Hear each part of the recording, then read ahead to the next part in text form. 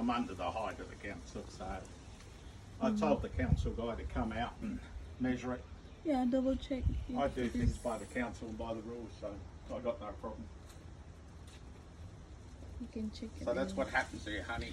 May nagreklamo kasi about dito sa nilagay namin na ano, dito sa nilagay namin na extension dito sa fence.